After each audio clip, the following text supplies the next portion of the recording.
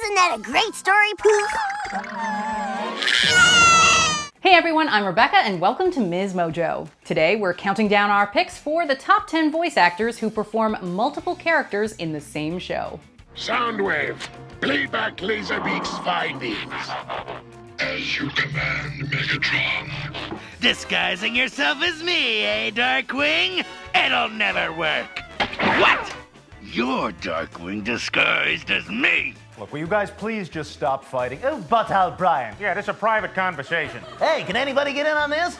For this list, we're looking at voiceover artists who left their mark on a cartoon not just as one lone character, but as a majority of the cast, or even the entire cast. So, who's your favorite multifaceted voice actor? Let us know in the comments. All right, let's get to it. Number 10, D. Bradley Baker, Star Wars: The Clone Wars. Well, if you want my opinion, it sounds like a trap. But me and the boys will tag along anyway. If only to say I told you so. D. Bradley Baker is a legend among voice actors, even being able to successfully pull off animal noises. However, we'd love to pay tribute to his contribution to the Star Wars franchise during Clone Wars. I've watched so many of my brothers fall during this war, and I try not to hang on to any one of them. In this series, he not only voices Captain Rex and Commander Cody, but also literally every clone trooper. Who's next? Fives?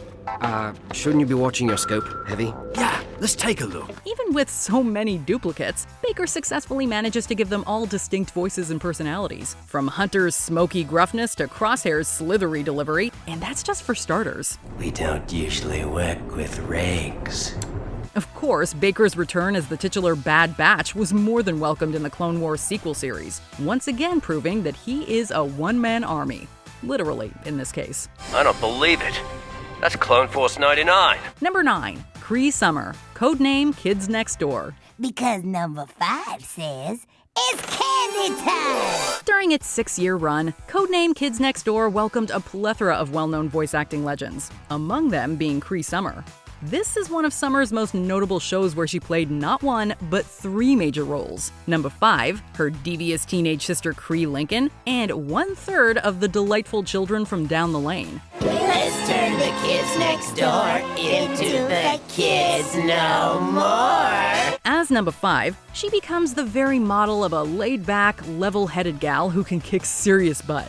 Why should I trust you fools? Cree, named after her actress, is a lot more conniving and cocky. Hey, troops. How's the garden going? Finally, the delightful children are deviously creepy, made even more impressive with Miss Summer being able to sync up with the delightful children's other actors. Yes, Nigel. That. Number 8, Alex Hirsch, Gravity Falls. No! Oh yeah, you're going down, Bill. One perk of being a series creator is getting to lend your voice to your own show.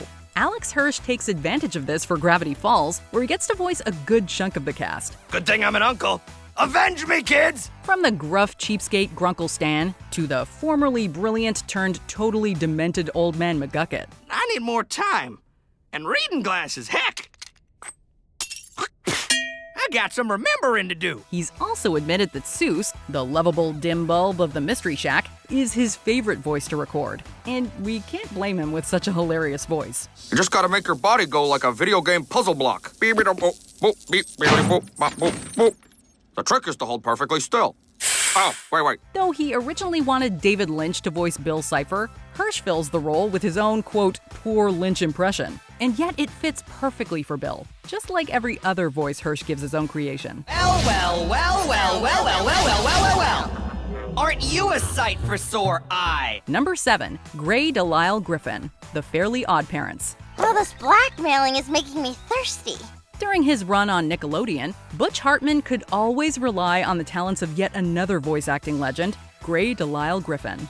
Nowhere is her talent more evident than in The Fairly Odd Parents, where she voices over 30 characters, both female and male. But I do know this, student body presidents get first-in-line privileges. Each role she plays, she gives a little pizzazz, from Chad's smugness to Principal Waxelplax's Irish perkiness. So there will be no lunch today. Enjoy your ballots! To Veronica's unhinged distress and so on. Why can't I be you? And then, of course, there are her two most notable roles in the series, Vicky the babysitter and her little sister Tootie. Tootie carries an air of innocence and admiration, while Vicky is a walking symbol of sadistic torture. And Gray captures both roles excellently. No! Those are Timmy's dolls! Oh, that changes everything! Number 6. Rob Paulsen, Animaniacs. As one of the main voice actors behind the totally insane-y classic, Rob Paulsen proves his legendary status by bringing his A-game voicing so many dynamic characters. As Yakko, he channels his inner Groucho Marx as a witty smart aleck. United States, Canada, Mexico, Panama, Haiti, Jamaica, Peru, Republic, Dominican, Cuba, Caribbean, Greenland, El Salvador, too. When voicing Pinky, he breaks out a Cockney accent and his iconic random noises. Right in the kisser!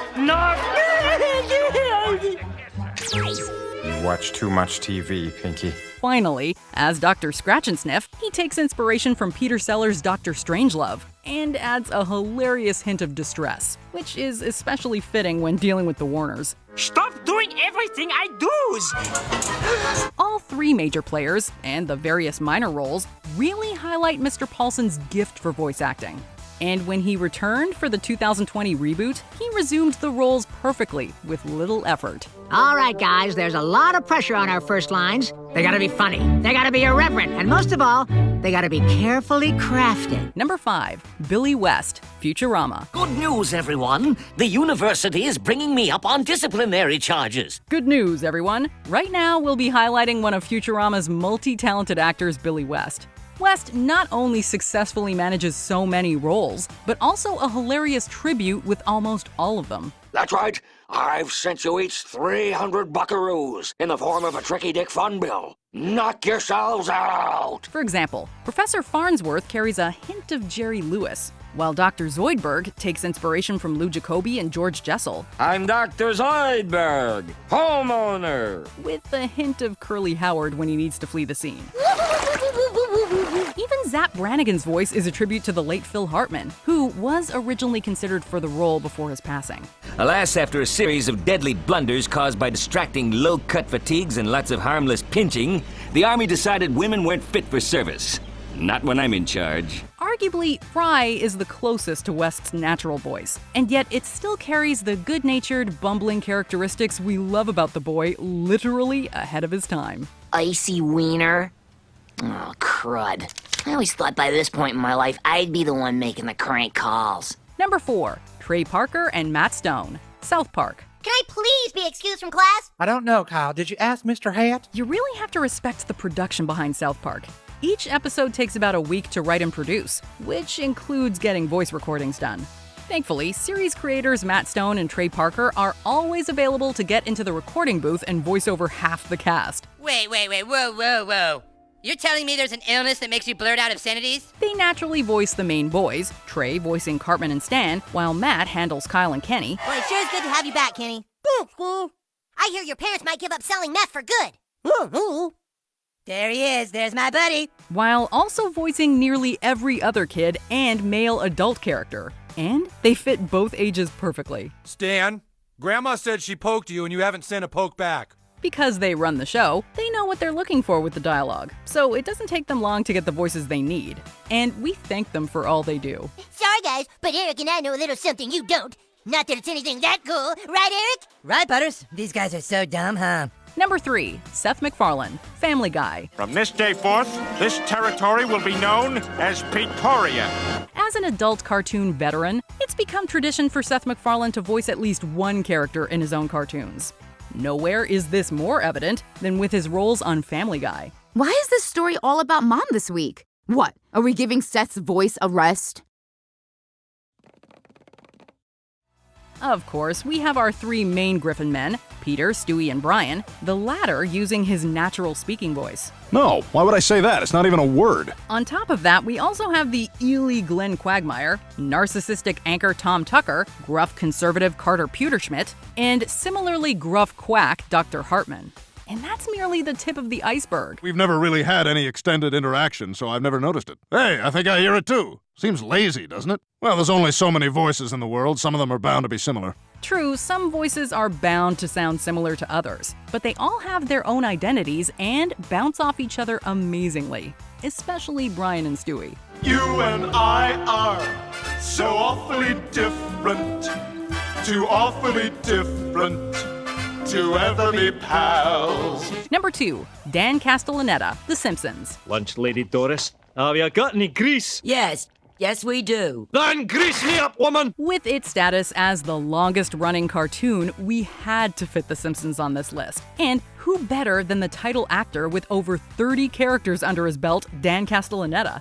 Of course, we all know his most iconic role, the dim-witted, donut-loving family man, Homer Simpson. I was thinking along the lines of no TV and no beer make Homer something something. Go crazy? Don't mind if I do!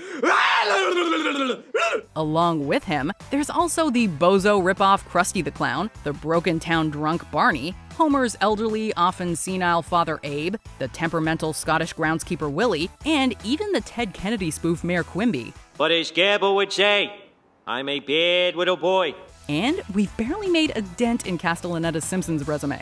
The fact that he stuck with the show since the very beginning and voiced so many people is truly a testament to his talent. Excuse me, did something crawl down your throat and die? It didn't die! I mean, this list is absolutely stacked. Who comes in ahead of Homer Simpson, Peter Griffin, half of South Park, Yakko Warner, etc., and list goes on. But there is someone, so let's look through some honorable mentions and then we will name the top voice actor who performs more than one character in their show. Tabitha St. Germain, My Little Pony, Friendship is Magic, voices Rarity, Princess Luna / Nightmare Moon, Granny Smith, and Mrs. Cake, among others. I expected a package today, and I was wondering where that might be. Oh, okay. Let's check. Name? Rarity? Mike Judge, Beavis and Butthead, voices both title characters in addition to David Van Driesen, Tom Anderson, Principal McVicker, Coach Buzzcut, and composed the theme song. Well, are you gonna use a straight jacket? Yeah, straight jacket. Yeah, straight jacket. He's trying to kill me. John DiMaggio, Futurama, voices Bender and Robot Santa, as well as several one-episode characters. Hey, Chief, you screwed up. There's nothing in here. Oh, it might appear empty, but the message is clear. Play Santa again, and I'll kill you next year. Nick Kroll, Big Mouth, voices Nick Birch, Hormone Monsters Maury and Rick, Coach Steve, Lola. Also, the Statue of Liberty, a mouthy ladybug, and Sylvester Stallone. Hello? Oh, good evening. Who are you? Don't worry about it. I'm just here to give your friend a nocturnal emission. Justin Roiland, Rick and Morty, voices both Rick, Morty, and their alternate universe versions, from Cop to Decoy, President Morty, Eye Patch Morty. Oh, and Mr. Meeseeks. We need to go on a quick adventure. You said I could go to school today! That was before I needed something, Morty. There's a plasma shard in the Abadongo cluster. A princess has it. If I get it, I'll be awesome. We've been going non-stop, Rick. It's not healthy. Before we continue, be sure to subscribe to our channel and ring the bell to get notified about our latest videos. You have the option to be notified for occasional videos or all of them. If you're on your phone, make sure you go into your settings and switch on notifications. Number 1, Mel Blanc, Looney Tunes. I better hurry. I just got 10 minutes to catch my plane. Hold everything, fatso! Even after his passing, Mel is still revered for his incredible vocal energy and range. And nowhere is his talent on full display more than the Looney Tunes and Merry Melodies shorts.